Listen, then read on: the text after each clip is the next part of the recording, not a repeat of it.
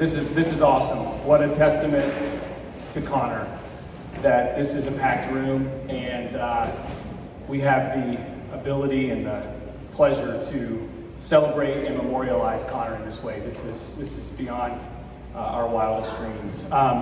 Welcome to the celebration of life for our dear friend Conor Cody Hayden. On behalf of the family in Atticus up here, we thank all of you for being here. Thank you to those that have traveled from near and far to be here at Camp Marymount, this beautiful place that means a lot to the family and to a lot of people in this room to celebrate our beloved Conor. This will probably, just to give you a heads up, not be your traditional service, and that is the way we're honoring Conor and his wishes. For those that knew him well, you'll know that there wasn't much about him that was traditional. He just wanted one big hang, and that's what we're going to do here today. So let's hang out. For those in the front, if you want to turn your chairs around, you can. I think some of you have already done that. And the family wanted to make sure that if you didn't get a chance to sign the address book, please do so, because I know that there were a lot of awesome memories to be shared there. And that's something that the family will be able to cherish for the rest of their lives and beyond. So to get us started, we have some family and some friends that are going to memorialize Conor. And we're going to start with a video all the way from across the pond in the UK from Conor's dear friend, Lindsay. So bear with me for a second while I play the video.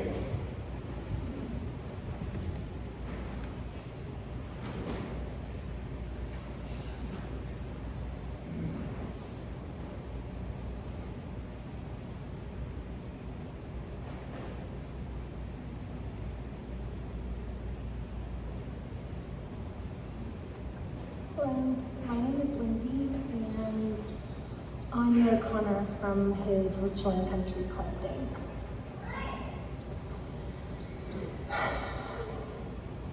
My dearest Conor, how will I ever stop missing you, thinking of you? The answer is simple: I won't, nor would I ever want to. I will never forget your enthusiasm when we first met. You were 16, maybe 17, and I was 20-something. We went out one time, and you readily decided I was your girlfriend. I explained to you that I wasn't your girlfriend, but you wouldn't hear anything of it. I even mentioned that it might be against the law to be your girlfriend, but that didn't seem to faze you. You were a hopeless romantic. From there on out, a ridiculously beautiful friendship was born. You were there for me, and I was there for you anytime we needed one another. I moved away, and then I moved further away, but our bond and our friendship remained the same. You gave me such a sense of safety in this world. Knowing I had someone who always cared for me, and someone who I thought the world of, is a very, very special gift in life. The sun will never shine the same. Your dedication to the people you loved was awe-inspiring. You chose your friends very carefully, and once chosen, they were for life, whether they liked it or not. You would bend over backwards for your friends. You would literally do anything for them. How did we all make the cut? In fact, how did some of you guys make the cut? I love how you adored your family. You honored your parents, Annette and Dan, and they were the most beautiful and perfect role models for you. You always spoke of them so highly. You were extremely protective of your baby sister Deirdre, and in your mind, she hung the moon. Figuring out a way to navigate life without Conor in it is going to be a heartbreakingly difficult challenge, one that feels almost unbearable. With that being said, I think it's extremely important to think about what Conor would have wanted. would have wanted all of us to celebrate the life he lived. Most of the people sitting here today will have memories and experiences with Conor. He would want us to celebrate all of the memories we cherish with him. Most of those memories will be happy ones. Some of them will be sad, and others will be emotionally charged. After all, Conor did love a good debate. I am going to miss Conor so very much, as I know everyone sitting here today will as well. I will miss his pouty face, and I would give anything to watch him stomp away from me right now. His heart was pure and clean, and I will miss his childlike wonderment. Whatever memories we have with Conor, they are ours, and ours to keep. Those memories can never be taken away. They can never be taken away from us and are with us eternally. Conor was a son, a brother, a friend, an uncle, a nephew, a mentor, a confidant. He was incredibly passionate about the things he cared about, whether it was family, friends, animals, sports, food, politics. And to know Conor was to love Conor. He was an angel to so many of us, and we should all count our lucky stars to have known Conor Hayden. Conor, please shine down on us and watch over us. Love you and miss you big.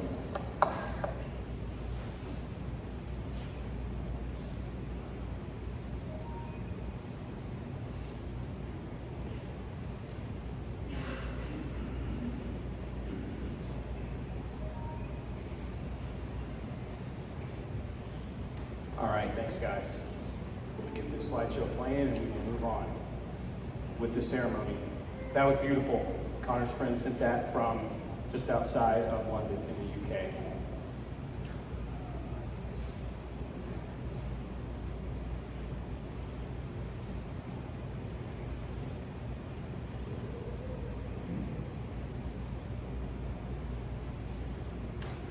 Okay, we're gonna move on and bring some people up here that meant a lot to Conor and to the family. And to kick it all off, it is Conor's godfather and uncle, who is like an older brother to all of us, Rob Hayden. Rob?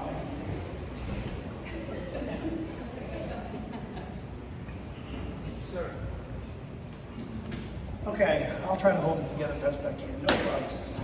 On behalf of the Hayden and Jenkins family, I want to thank everybody for their support, love, prayers, everything. We're here to honor a man today that was near and dear to our hearts, to everyone in this room. And I'll just share some memories that I have, and I know that you all will have your memories flood back to you as well. Like she said, from England, our memories of Conor will be ours forever, and that will be something we all cherish for the rest of our lives, and we'll hold on to. But for me, it started in the summer of 1984 when my dad hollered up to me in my bedroom. I was watching a baseball game, I think, and he said, "Your brother has something he wants to talk to you about."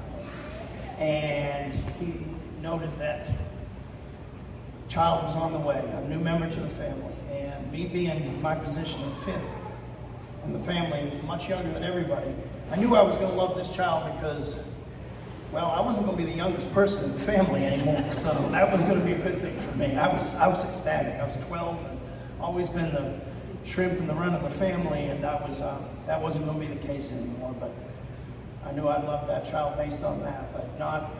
I just didn't really realize how much we would get to love and know one another.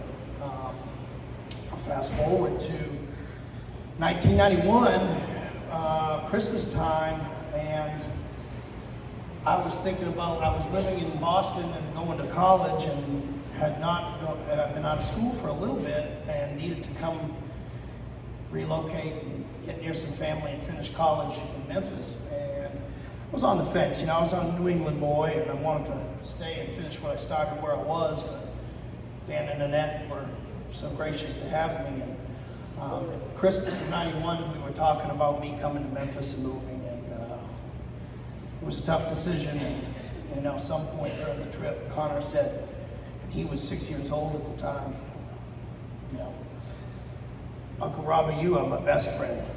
Well, decision was made that day. And 5 months later, I moved to Memphis. That first year was, you know, I was just struggling, trying to find my way in a new environment, long way from home and where I grew up.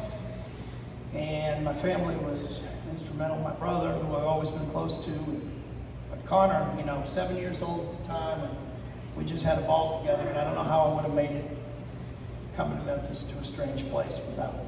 And that's just some words that I have and some favorite memories of mine. But over the years, as he grew as an adult, we came to know him and what a wonderful person he was. And we all have so many great memories with him. We want to celebrate him being, you know, a kind, compassionate, you know, person. And, you know, he had so many great attributes as a friend and a family member. And basically, one thing that I'll say about him that I really want to, that comes back to me as this has occurred, is what an inspiration he was. Inspiration to me when I was young, and, you know, as I shared that story of coming to Memphis, he was an inspiration at 6 years old and all the way through his life. And, you know, this was a man that thought of others. Even when he was sick, he was thinking of others. And, you know, inspiration is what I say when I think of Conor, Cody, Hayden. He was just that. And we came to realize in his illness how strong of a person he was. And one thing that I will take, and one thing that I will remember, and one thing that I will always, always take, is how strong he was. More than we all realized. He had something in him that was just unbelievable. To fight that the way he did, and you know,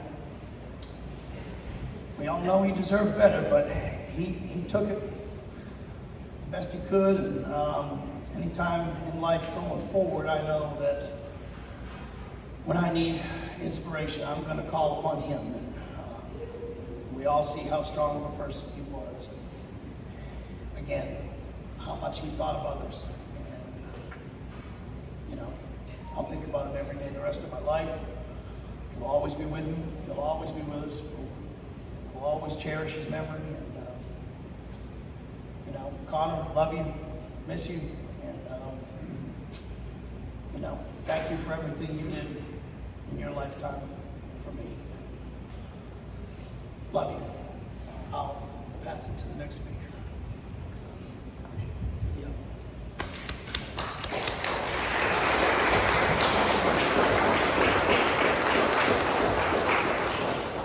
All right, next up is Conor's friend Christian. I wrote down some gibberish for you guys today. There's a couple of expletives coming at you in the best way possible. So, Conor Hayden never wanted me to write these words. He was deeply proud. Conor understands how difficult this is for all of us. I could never ask for a better friend. I'm the best version of me, and Conor helped make me this way. He's powerful. He's bright. He's a force. I found him when I needed someone, and he needed me. And we've been together since.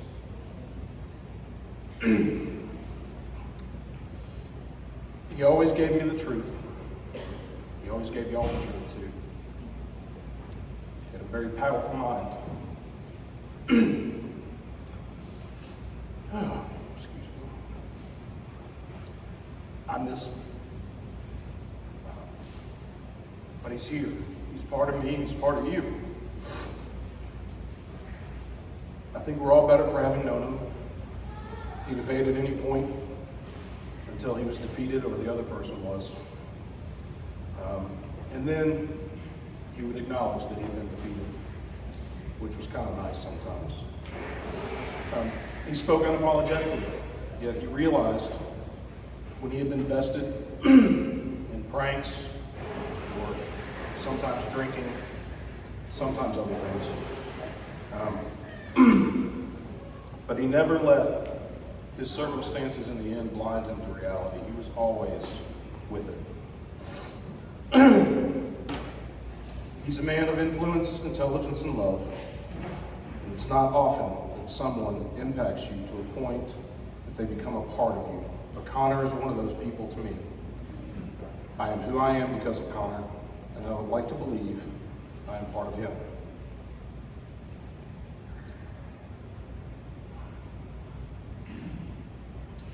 He will be in my life now and forever.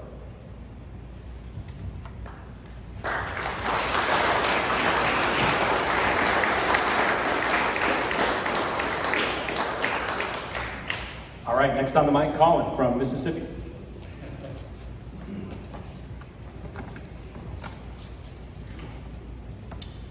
Hello, everyone. I would like to talk about our friend Conor. When I was notified about the loss of our friend, I immediately began writing words.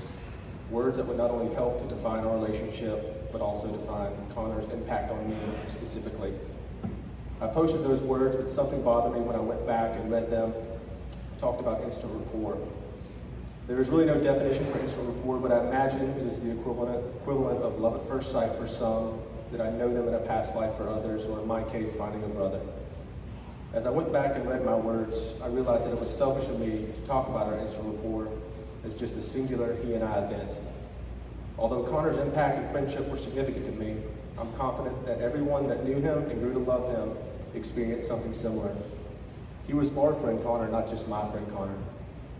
We had our own connection with him, whether it was spiritual, cosmic, biological, or other. Conor was a shared experience and a kindred spirit to those that needed one. I've often said that our friendship was destined to happen. I meant it. When I met Conor in 2008, he told me that I had a friend for life just because I was wearing a Notre Dame hat. He meant it. A couple of years later, Conor came to visit me, and he had not yet my girlfriend and future wife, Ashley. Conor arrived, and as he and I were sitting around talking, Ashley came into the room and just started staring at him. Now, I noticed this and thought to myself, great, my girlfriend can't take her eyes off my best-looking friend. Inquisitively, she asked, Conor, Hayden? And what proceeded was the two reminiscing about their time together in grade school at Holy Rosary in Memphis. My wife and Conor were in the same class, and they played together as children. The fact that we were all now in the same room almost 20 years later was a surreal moment. Meant to be. My oldest daughter, Harper, and Conor share a birthday. I used to joke with him that we planned that. I tell her every year that my best friend and the smartest person I know shares the same birthday. She smiles and asks questions about him. Although it will be impossible to forget Conor, I am happy that I have my beautiful daughter as a reminder of him. Conor was the smartest person in the room without letting me know he's the smartest person in the room. That is rare for some brilliant people. About 10 years ago, he told me about something called Bitcoin and urged me to invest.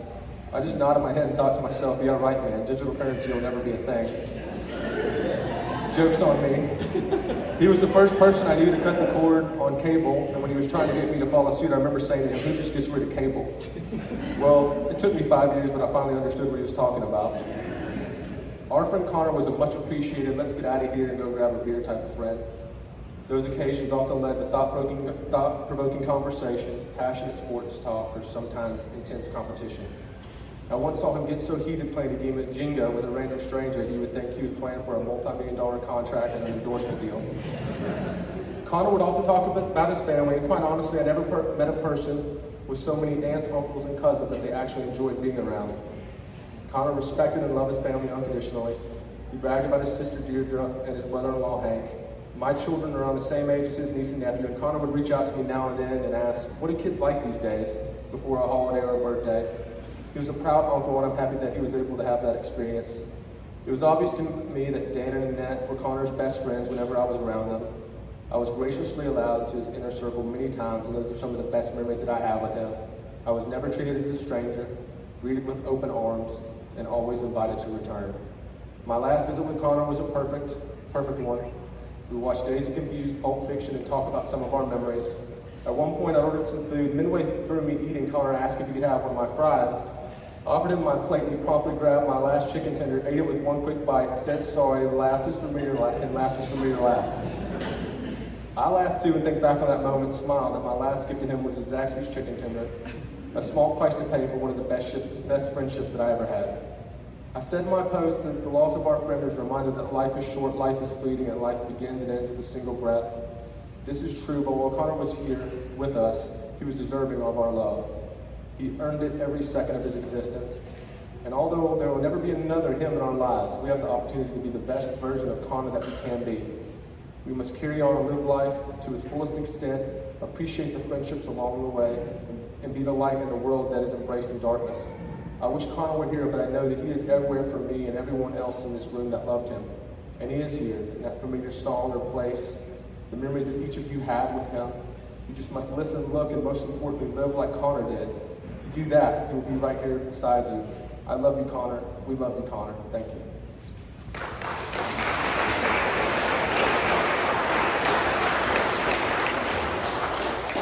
All right, Chris, coming all the way from Massachusetts.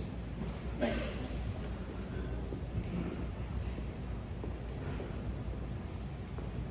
Hey, I met Conor in college, just by chance, if there is chance.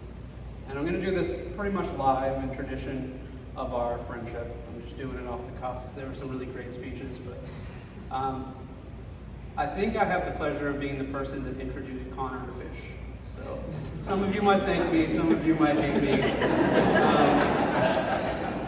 But it became a real defining part of his life, and mine as well. And I would say that I know I've been to more fish shows with Conor than without Conor.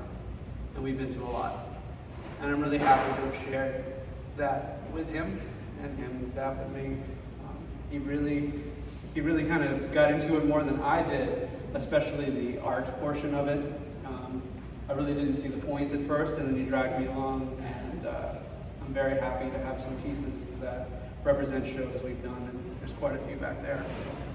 And so I think some of the best memories I have with him are around shows, but one specifically stands out, and it's when we did a show in New York for New Year's.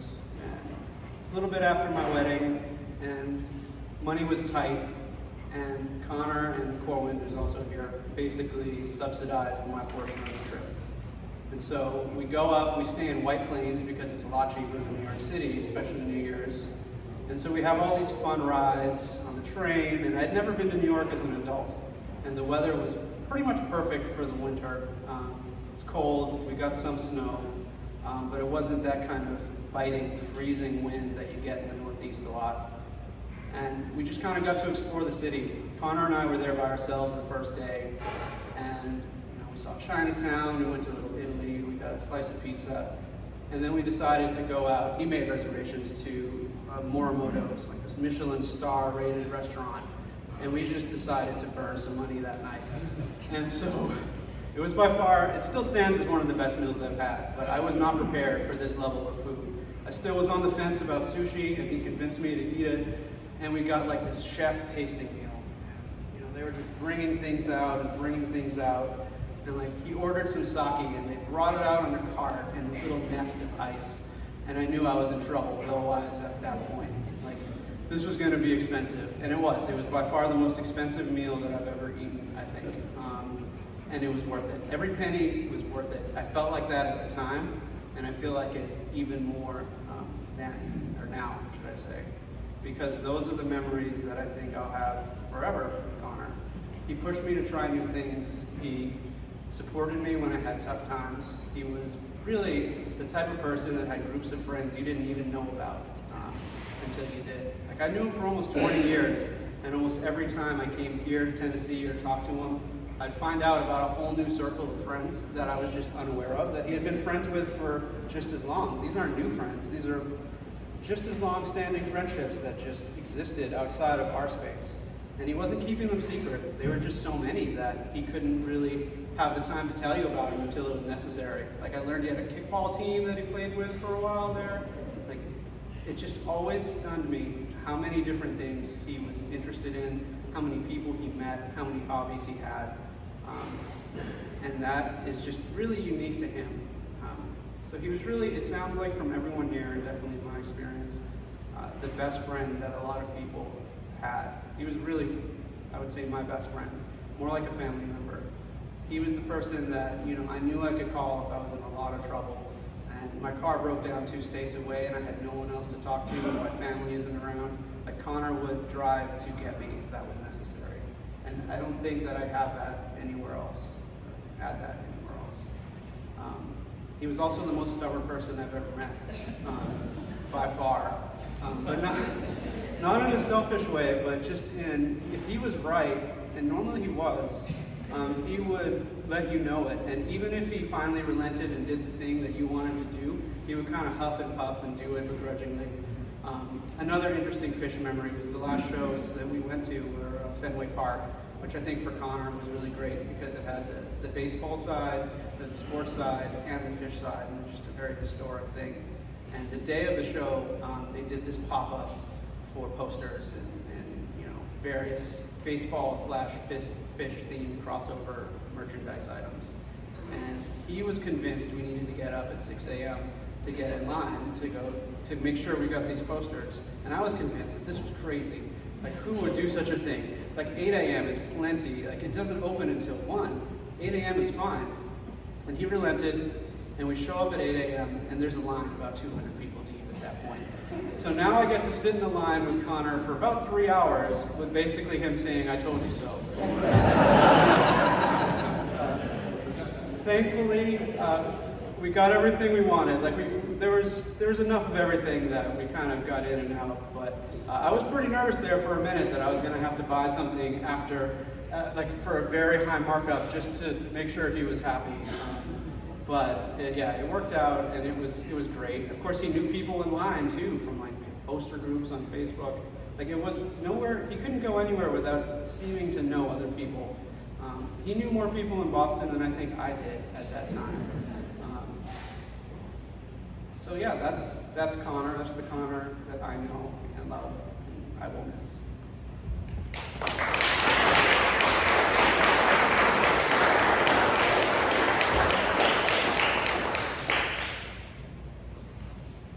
So there's not much else that can be said after the video from Lindsay and then those great tributes. I'm going to kind of leave us with some words and some closure, and then we're going to have Conor's Uncle Bill from Memphis come up here and give us a blessing. But I just kind of want to mention that, we stand here today about 190 miles from where Conor came into this world, outside of Memphis. We're about 20 miles from the house in Brentwood where he spent many years of his childhood, a lot of his adult life, and most of his final days over these last 5 months. Many of you traveled many miles to be here to celebrate Conor, and that's really the miracle that life here on earth is, that it's led us to this moment. And Conor is the thread that connects all of us. We're all supposed to be in this very exact moment right here at Camp Marymount in Fairview, Tennessee. It's this precious moment that we get our chance to say goodbye to someone that brought so much joy, laughter, and love, as you can tell from these stories, to our lives. If anyone in this room has not had a chance to read Conor's obituary, it is on display out there, and I would encourage you to do it. It's also available online. Do yourself the favor to read it. It was a beautiful biography written by someone that knew Conor best, his father, Dan. I always thought Dan was a numbers guy. Who knew he was the gift of the pen as well? It's a beautiful tribute to a life that was jam-packed into 36 awesome years here on earth. So after that obituary and those beautiful tributes from Conor's friends, there's really not much else to say. What a Renaissance man he was, diverse, unique, special. He loved his family and obviously his friends deeply. I really do believe that Conor got the most out of his way too short of a time here on earth. Whether it was a question about a Wi-Fi router, Bonnaroo tickets, or Ian Book's completion percentage, you knew you were going to get a thorough answer from Conor. And he was right, as they said, a lot. He got every ounce out of every conversation you had with him. His passion for the things and the people that he loved the most couldn't be contained. It just oozed out of him. He was a subject matter expert on so many things. And I can think back to some pretty passionate, one-sided conversations I had with Conor when I began dating his sister 17 years ago. I think it was Lindsay that said he was protective. He was passionately protecting his little sister, as every big brother in this room should. And I think it was only like 6 months ago that I finally got his approval. So, you know you're a father of 2 young kids when you're getting philosophical life advice from Disney movies? 2 recent ones come to mind, and those would be Coco and Soul. Thanks, Disney. I'm trying to sit down and watch a movie with my kids, and I'm having to ask existential questions about life. Coco reminds us that when our loved ones leave us here on Earth, they stay alive as long as someone on Earth remembers them. Let's keep our memories of Conor vivid, colorful, and crystal clear. Soul, the more recent of the 2, also deals with the afterlife. Thanks again, Disney. Jeez. And it reminds us that the meaning and the purpose of life is to live fully every moment as beautifully and as passionate as possible. Conor did this. He got every ounce out of his time here in those 36 years. Final story, depending on how close you were with Conor, you may have already had this moment, and he's only been gone a few short weeks, where you've wanted to contact him. I had one of those last night when the Nashville Predators dramatically won in double overtime in their Stanley Cup playoff opening series against the Carolina Hurricanes. As Matt Duchene scored the game-winning goal shortly before 11 p.m., I wanted to text Conor, because that's what we would normally do. We like a lot of the same teams and always knew that the other person would be watching. But as sad as I felt in that sudden moment, I realized that Conor knows the Preds won last night, and they're still alive. And while I can't text him and get a response on my phone like I want to, I can still close my eyes and know that Conor is experiencing that moment with me. I'm sure I will have many more of these moments in the fall too, because we were both fans of Notre Dame and the Titans. Hopefully those are positive moments, not painful ones. I know it's just a dumb, meaningless sports outcome, but I'm so glad I had that moment last night. It's a good reminder that Conor still lives on inside all of us. We all can have those moments if we choose them, so please share with one another. As we grieve Conor in our individual and collective ways, it helps to know that we're not alone going through this. Look around this room. We're all in this together. Conor was that thread that brought us all together here today. And it would be a shame to cower back to our respective crazy lives and try to grieve Conor by ourselves. Don't do that. It wouldn't be a eulogy for Conor without mentioning Fish, and why not? Let's quote a lyric from them as well, but I think this is appropriate. This is a song from their live album in 2003 out in Salt Lake City, and it's called Spread It Round. And it goes like, together we are all alone, united on a spinning stone. So if your love is running down, don't concentrate it, spread it round. And finally, I'll finish with a poem Deirdre found that we both read it for the first time, and we knew we had to read it here today. We were overcome with the profound peace when we read it, and I hope these words will have the same impact on you. It's called Let Me Go by Christina Rossetti. When I come to the end of the road and the sun has set for me, I want no rights in a gloom-filled room. Why cry for a soul set free? Miss me a little, but not for long, and not with your head bowed low. Remember the love that once we shared. Miss me, but let me go. For this is a journey we all must take, and each must go alone. It's all part of the master plan, a step on the road to home. When you are lonely and sick at heart, go to the friends that we know. Laugh all the things we used to do. Miss me, but let me go. So I'm going to now turn it over to Conor's uncle and Judge Bill Jenkins to close us out with an Irish blessing.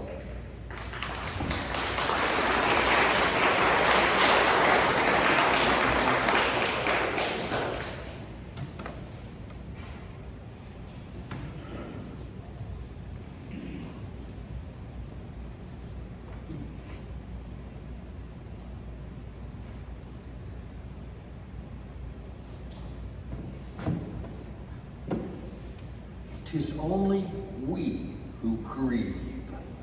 They do not leave, they are not gone. They look upon us still. They walk upon the valleys now, they stride upon the hill. Their smile is in the summer sky. Their grace is in the breeze. Their memories whisper in the grass. Their calm is in the trees. Their light is in the winter snow. Their tears are in the rain. Their merriment runs in the brook. Their laughter in the lane. Their gentleness is in the flowers. They sigh in autumn leaves. They do not leave. They are not gone. 'Tis only we who grieve. If only we could see the splendor of the land to which our loved ones are called from you and me, we'd understand. If only we could hear the welcome they receive from old familiar voices, all so dear, we would not grieve. If only we could know the reason why they went, we'd smile and wipe away the tears that flow and wait content. Amen.